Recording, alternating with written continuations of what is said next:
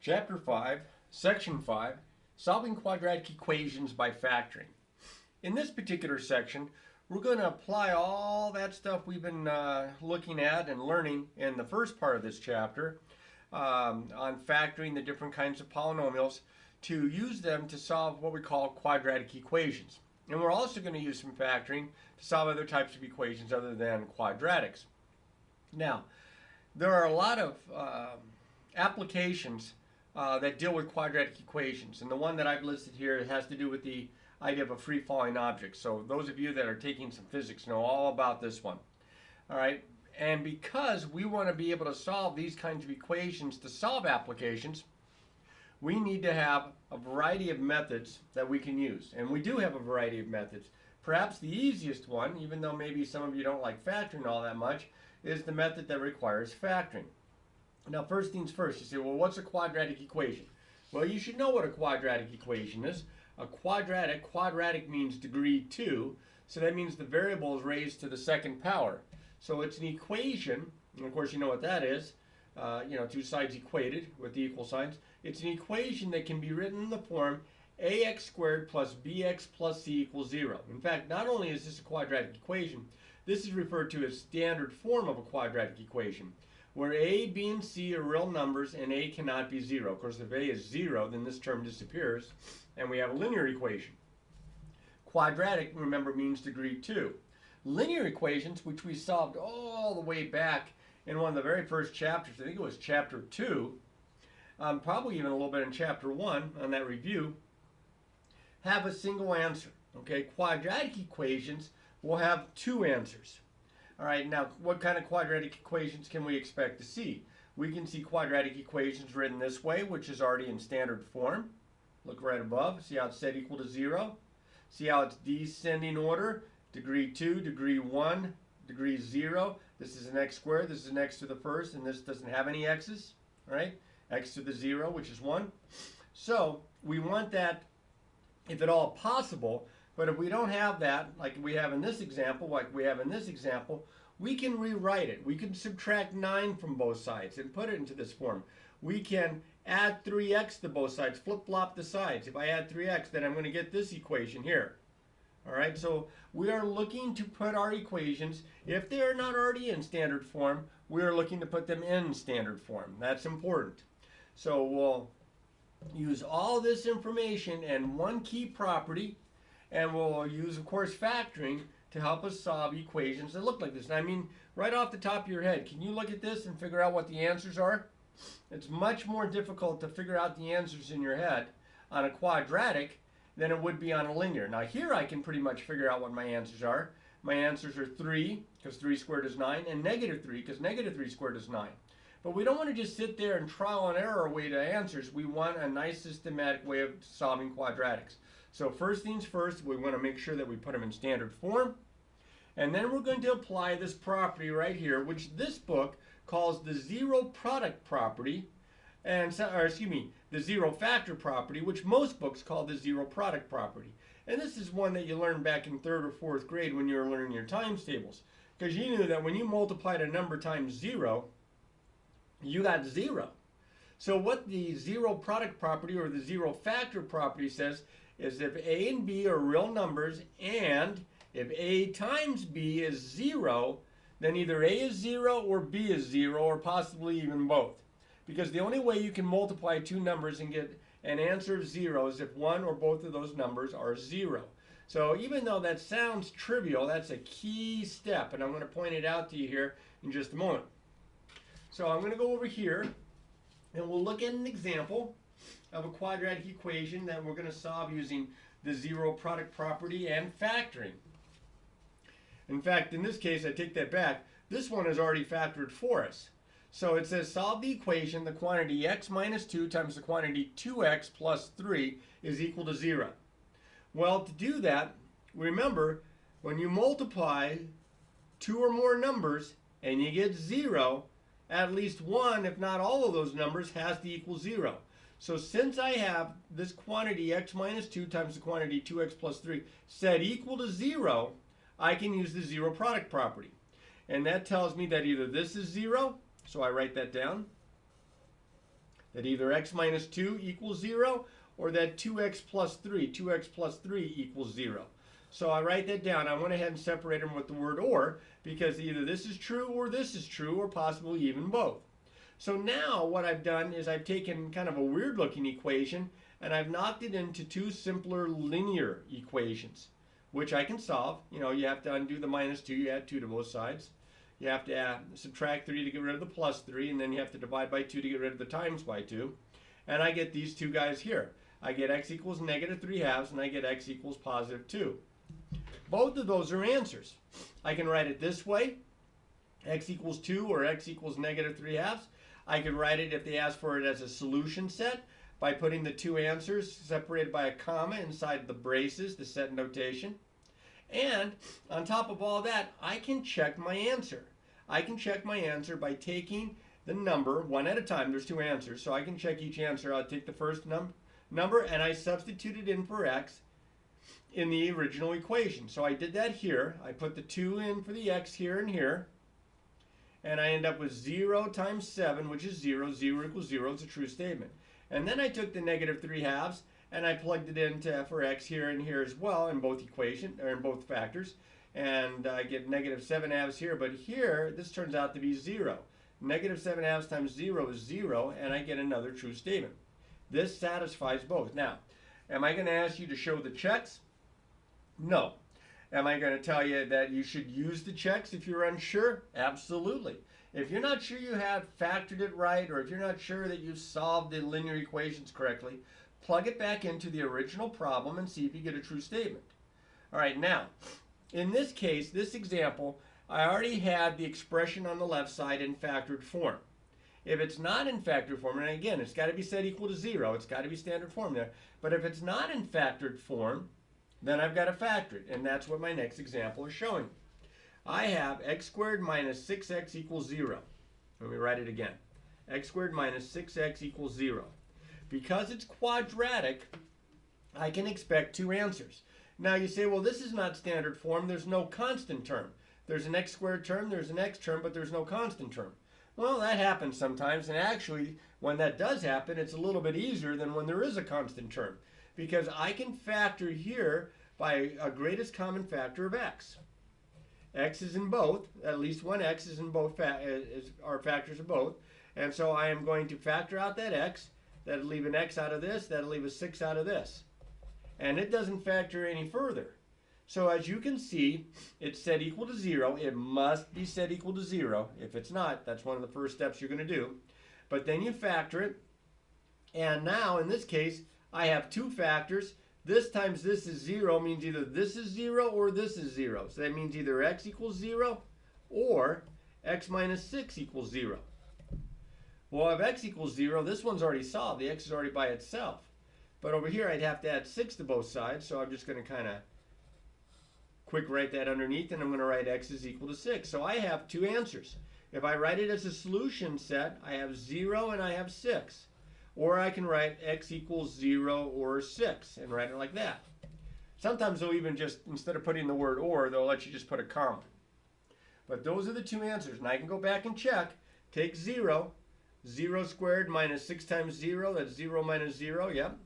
Plug in 6. 6 squared minus 6 times 6, that's 36 minus 36, yep, that's 0. Both of these work out just fine. That's a good answer, good set of answers. Now we'll try some other types that involve other kinds of factoring. Okay, we'll look at this equation. Now, fortunately, if you can see all three of the equations that I have on this page, you will see that all three of these are already written in standard form. They have everything on one side, 0 on the other, and the everything on one side is in descending order. So now, in this case, what I'm going to do, and make sure that you always check for a GCF. This one, the GCF is 1, not much help. It is a trinomial, and the lead coefficient is a 1, which we studied back, I think it was in section 3 of this chapter. I'm going to factor that, maybe it was section 2. I'm going to factor that with an x, and I'm going to hope that I can find two numbers whose product is negative 6, whose sum is negative 5, and I'm thinking negative 6 and positive 1. So I'll put a minus 6 and I'll put a plus 1. So now I have it factored. I said each one of the factors equal to 0, and then I solve these much simpler linear equations. Here I'm going to add 6 to both sides. I get x equals 6. Or here I subtract 1 from both sides. I get x equals -1. And you can leave your answer like this if you want to. Unless, of course, it says solution set, then you have to write it in the braces. This one was a nice one. Factored halfway decent, and I have my 2 answers. Now, in this case, this one has a lead coefficient that's not a 1. So you can use the bottoms up method or grouping. I'm going to do it with trial and error because that's the way good old Mr. Halfer taught me. So 2x squared's got to be a 2x and an x. 9's going to have to be a 9 and a 1, which I think is going to give me too big of a number in the middle. So I'll try 3 and 3. I like to try the ones that are closer together anyway. So I'll put a 3 here and a 3 here because they're both 3's. I'm just going to have to maybe get my signs right because with this minus sign here, I know these are going to have different signs. Well, I'm going to kind of check here. My O would give me 6x. My I would give me 3x. O and I in FOIL, that is. So if this was a negative 6x and a positive 3x, I would get the minus 3x in the middle if I did FOIL. So to make sure that the 6x has got the minus, that's from this product, I put the subtraction sign in front of this 3. That means this guy gets the plus. Now it's factored because I don't think it's going to factor any further. And even though I didn't say it out loud, when I first started this problem, I noticed there was no GCF greater than 1. So I'm going to go ahead and use the zero product property, which allows me to say if this times this is 0, then either this is equal to 0 or this one is equal to 0. And then I solve these 2 simpler linear equations.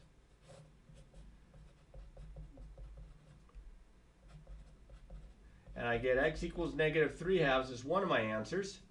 And then here I'm going to add 3 to both sides.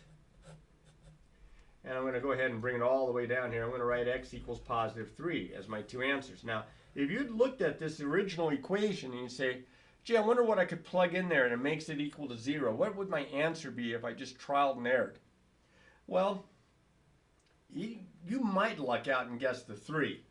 But I doubt if anybody's going to luck out and get the -3/2. But with this method, it's precise and you can get the exact answers without having to sit there and plug in numbers all day long. The tricky part might be the factoring step. The better you are at factoring, the better these problems are going to work out for you. All right, this third one here that I have on the page, x squared minus 10x plus 25 equals 0. And I don't know if you're looking for it. The GCF is 1. It's a trinomial. But if you look at this, this is a perfect square trinomial. This is x times x. This is 5 times 5. This is a plus sign. And x times 5 doubled gives me 10x. So I can write this as a binomial squared. Now, I don't know how many of you are going to notice that. You might have just started this problem out like most and put an x and an x and then try to find 2 numbers whose product is positive 25, whose sum is -10, and that would be -5 and -5. Either way you do it, you get the same factoring. So you say, all right, well then this times this is 0, then that means either x minus 5 is 0 or x minus 5 is 0. Well, this is the same as that. So you don't have to solve both of them, you just have to solve one of them. I get x equals 5. And you say, well, a little bit ago you said quadratics, because it's degree 2, would have 2 answers. Well, this one does have 2 answers. It's just the same answer twice. This is going to give me 5. This is going to give me 5. So we used to, in the old days, call this a double root or a double solution. Now they call it a solution of multiplicity 2. I'll write that down just so that you can see it. Multiplicity 2. Okay, which means you have the same answer twice. It counts as 2 answers, although when we write it out, we don't write the same answer down twice. That looks kind of silly. We would just say x is equal to 5 as our answer. All right? Now, what if it's not in standard form? Well, if it's not in standard form, we put it in standard form. Okay? So I'm going to have some equations that are not in standard form, not set equal to 0. So what I'd like, because I'm going to use factoring, is that when I get everything on one side, I want the number in front of the x squared to be positive, because I find it much easier to factor those. In the first example here, I have x squared plus 2x is equal to 8. See, I do have the number in front of the x squared. It's understood it's a 1 there. That's positive. So I'm going to leave these guys on this side. I'm going to get rid of the 8. I got to make this a 0, so I am going to subtract 8 from both sides. And I'm going to write it out like this. I subtract 8 from the left side, I subtract 8 from the right side. And I get x squared plus 2x minus 8 is equal to 0. Now it's in standard form. And now I'm going to attempt to solve this by factoring. So my GCF is 1. No help there. I'm going to try an x and an x. And I need two numbers whose product is negative 8, whose sum is positive 2. And I'm thinking 4 and negative 2. 4 times negative 2 is negative 8. 4 plus negative 2 is 2. So positive 4, negative 2, plus 4, minus 2. Then I have the 0 product property that I can use. I have this factor times this factor is 0, so that means either the first factor is 0 or the second factor is 0, possibly both. So x plus 4 equals 0 or x minus 2 equals 0. Set both factors equal to 0 and solve the resultant equations, these linear equations, which are typically very simple to solve. Here I'm going to add or subtract 4 from both sides. Here I'm going to add 2 to both sides. And I get my two answers here, negative 4 and positive 2. All right? Not so bad. And you say, well, again, could we check this? Yes, we could. We would take them one at a time. We could take the negative 4, put it in here, put it in here. Negative 4 squared is 16, plus 2 times negative 4 is negative 8. 16 plus negative 8 is 8. Plug 2 in. 2 squared is 4, plus 2 times 2 is 4. 4 plus 4 is 8. They both work. So you can check your answers. Now this next guy, not only is he not in standard form, I mean that's pretty obvious that he's not in standard form, the number in front of the x squared is negative. So instead of leaving him here on the left side, I am going to add x squared to both sides. I'm moving them. I'm throwing them on the other side, which changes the sign. Now here I just put it on the right hand end, but here I'm going to put them out in front, loud and proud. So I get this is 0. I like my zeros on the right. And then I'll put this over here, x squared minus x minus 30. And there's my equation in standard form. That's half the battle. Once it's in that form, the other half of the battle is to make sure you factor. Well, again, it's nice when it's an x squared, because you know it's going to be an x and an x. But again, two numbers whose product is negative 30, this is like a negative 1 in the middle, whose product is negative 30, whose sum is negative 1. I'm thinking negative 6 and positive 5. I'm going to put a minus 6 and a plus 5, and now I'm going to solve this. I'm going to set each factor, this is called using the 0 product property, set each factor equal to 0, and solve these resultant equations. Add 6 to both sides, I get x equals 6. Subtract 5 from both sides, I get x is equal to negative 5. And those are my two answers. Hopefully you can see that okay. All right. Here's another one. This one's a little different because of the way it factors, but it is clearly not written in descending order. Or excuse me, descending order, standard form. It's kind of descending order on the left because I have the p squared then p, but it's not in standard form because it's not set equal to 0. So I've got to get rid of the 35 here. I'm leaving the 10p squared alone because 10 is a positive number and I like that. So to get rid of the 35, on the right side I'm going to subtract 35 on the right side and on the left side. Whatever you do to the one side, you got to do the other when adding and subtracting numbers here. So I have 10p squared plus 65p minus 35 is equal to 0. Now this guy clearly does not have a 1 out in front. At least it's positive though. And here's the first one I think we've come across since maybe the very first example in which we have a GCF. If you factor out the GCF, which is 5, you will get a trinomial inside the parentheses here that's going to be a lot simpler to figure out how to factor it. So if I divide 5 out of 10p squared, I get 2p squared. If I divide 5 out of 65p, I get plus 13p. And if I divide 5 out of minus 35, I get minus 7. So 5. And let's see, I'm going to use, again, trial and error here. 2p squared is 2p times p. And 7's got to be 7 and 1. The key is it 7 and 1 or 1 and 7? Well, you have to just trial and error. I'll try 1 and 7. That would be 14p. That would be 1p. 14p and 1p. I can get a plus if this is positive and this is negative. So I need the 14p to be positive, so the plus sign in front of the 7, and the 1p to be negative, so the negative or subtraction in front of the 1. It does not factor any further. I have 3 factors, but only 2 of them contain variables. See, that can't be 0. That's 5. It's constant.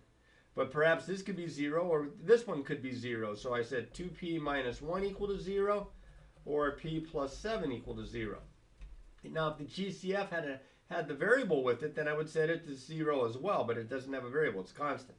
Here I'm going to add 1 to both sides. I get 2p is equal to 1. I'm going to divide by 2. I get p is equal to a half. Or, here I'm going to subtract 7 from both sides.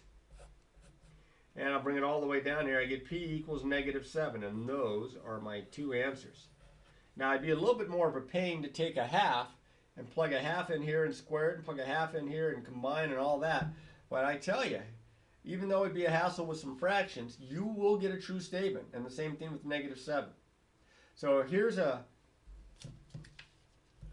set of the steps that I would suggest that you kind of get used to using when you're solving quadratic equations with factoring. Okay? As it says in step 1, if you have to, if necessary, rewrite the equation in the standard form. Get everything on one side, 0 on the other, and I'm telling you, you want a positive, oh, here it is, lead coefficient should be positive. That'll make the factoring a lot easier. Second step, you factor the side with all the stuff on it. You factor it completely. It should be in standard form, descending order. You should be able to factor it. Check for a GCF first. Then you set each factor that has a variable equal to 0. That's why back here I didn't set the 5 equal to 0. Just this guy and this guy. You set each factor that has the variable equal to 0. Then you solve these equations, these resultant equations, and you can check your answers by plugging back in. All right, so now, what can go wrong? Well, stuff can go wrong. There's that line there is not supposed to be part of it. That's one thing that went wrong. This is supposed to say here, I'll write it again. M squared equals 5m. I will get students that know that they can add the same number to both sides, they can subtract the same number from both sides, they can multiply both sides by the same number, they can divide both sides by the same number. I will get students that will divide both sides by m, because there's an m here and there's an m here. And you will lose an answer if you do that. When you're solving an equation, do not divide both sides by something with the variable. It might cancel something out and you lose an answer. So instead, you put it in standard form, so I'm going to subtract, because I got a positive 1 right there, I'm going to subtract 5m from both sides. And I have m squared minus 5m is equal to 0. And now I'm going to factor, and it's kind of like that one problem I factored earlier where it has a GCF, in this case of m. I factor out the GCF, and now it's factored, and I can set this equal to 0, which is easy because that's already the answer. Or I can set m minus 5 equal to 0. And if I add 5 to both sides, I get m is equal to 5. And those are my 2 answers. Now, remember my warning back here? Look over here. Let's see if I can bring this up high enough so you can see it. M squared equals 5m. If you divide both sides by m, which I told you not to do, you do get one of the answers. But you lose this answer because you divided it out. That factor is gone now. So that's why we don't divide both sides by a factor with the variable. Okay? Not on quadratics. Almost got this handled. What could go wrong? Well, you can't see it, so that could go wrong. You get a problem that looks like this, and you say, oh, great, it's already factored. Well, yes, it is, but it is not equal to 0. Remember, if it's in factored form, you want it in standard form, you want it set equal to 0. So unfortunately, you've got to get rid of this. You've got to distribute 4x squared plus 7x equals 2, and then you have to put it into standard form. So I'm going to have to subtract 2 from both sides. I get students that are so excited that this part looks factored that they kind of lose their mind, and then they start setting this equal to 2 and this equal to 2. But you only do that when it's a 0 there. So now if you're lucky, it'll factor. The GCF is 1, no help there. 2x and 2x would be even in the middle, so I'm going to try 4x and 1x. I need a 2 and a 1. 2 and a 1 would give me even. I'm going to try 2 here, 1 here. That would be 8x. That would be 1x. And if I wanted to get a positive 7x, I could do it if the first one was positive, the second one was negative.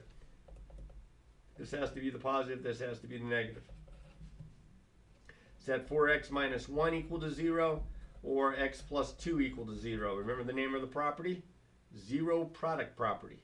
Here I'm going to add 1 to both sides. 4x equals 1, divide by 4, x equals 1/4. Over here, subtract 2 from both sides. I get x equals negative 2. I'm just going to drop it down here next to it. And those are my answers. Now again, if they ask for it in a solution set,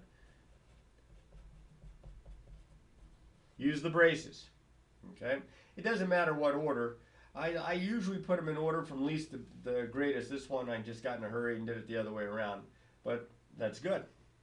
All right, now, what happens if we have a cubic? What do we do then? Higher degree polynomial.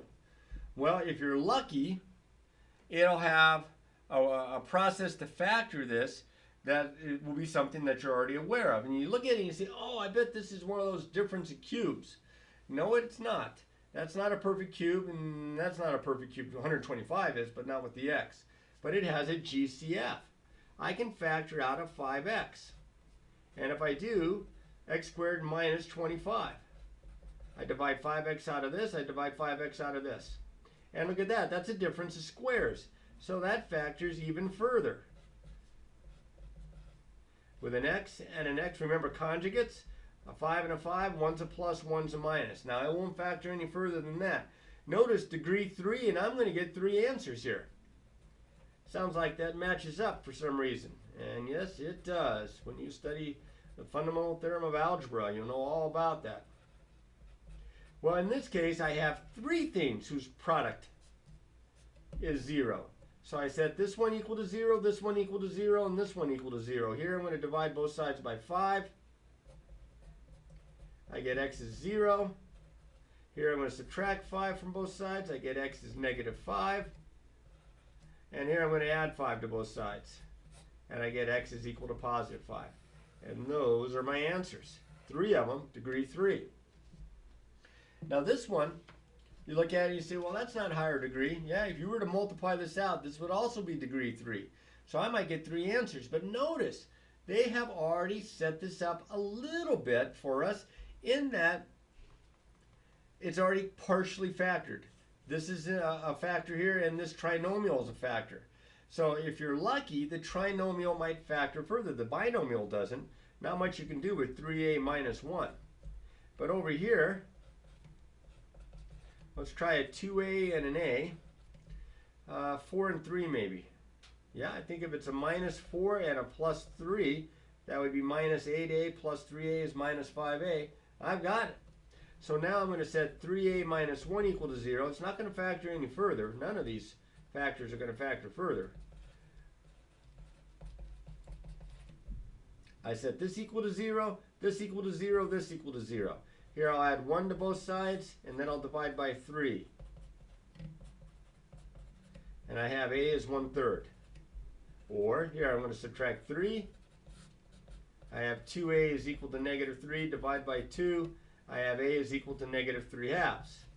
Or here I'm just going to add 4 to both sides. This is the easier one, or easiest one of the 3. And I get a is equal to positive 4. And there are my answers. Now, if you look in the back of the book on an odd numbered problem that you're trying, you might see it written like this. A equals 1/3, comma, negative 3/2, comma, positive 4. I don't like that a whole lot. I understand what it means. I'm thinking if you're going to write it this way, you might as well just write it as a solution set. Not a equals, but just as a solution set like this. There you go. All right, now I have one last example, and you're wondering, what could he throw at me that makes looks different than what we've been doing here? Well, I can give you a problem that looks like this. And this is as bad as it gets because both sides of my equation have the variable. Both sides of my equation have parentheses. I've got to simplify both sides. Then I've got to put it in standard form. Then I've got to see if it'll factor. And then set the factors equal to 0, etc., etc., etc. So I distribute over here on the left. I get 4x squared minus 9x. This is as bad as it gets. Here I have x minus 2 squared. That's FOIL, right? Unless you remember the pattern. So that'd be x squared minus 2x is minus 4x plus 4. And then I have a plus 24 there. So I have 4x squared minus 9x equals x squared minus 4x plus 28. Now this is clearly not in standard form. It's not set equal to 0. So I'm going to do some work here. I like the 4x squared better than I like the x squared here. I have x squareds on both sides. I got to get them on one, but I have more of them over here. So I am going to subtract x squared from both sides. All right. In fact, I'm going to subtract all of this from both sides. So I'm going to write it all out. So I'll write the left side down, and then I'm going to subtract the x squared. I'm going to subtract the negative 4x, so that'd be plus 4x. I'm going to subtract the plus 28. That'd be a minus 28. And then on the right side, subtract the x squared, add the 4x, and subtract the 28. All of this cancels. Set equal to 0. And then on the left side, I combine like terms. I get 3x squared minus 9x plus 4x is minus 5x minus 28. Yikes. This one's a peach. Let's see if this will factor halfway decent. So I'm going to, maybe it does. You know, I haven't done this one in a while. Maybe I made a mistake and put one that doesn't factor. Hopefully I've done all my steps right to this point. Looks like I have. Yeah, it looks like I have, unless I wrote down the wrong problem. So what, 7 and 4?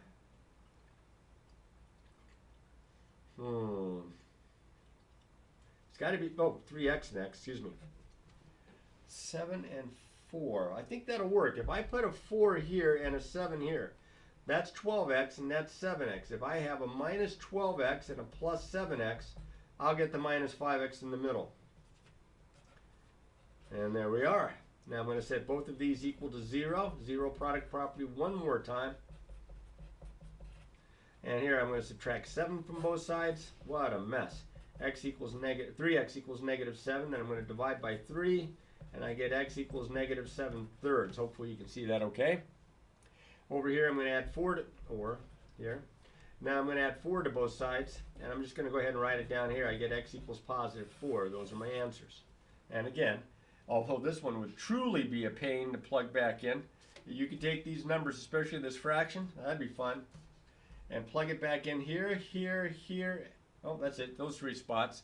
And see if it simplifies to give you a true statement. Same thing with the 4.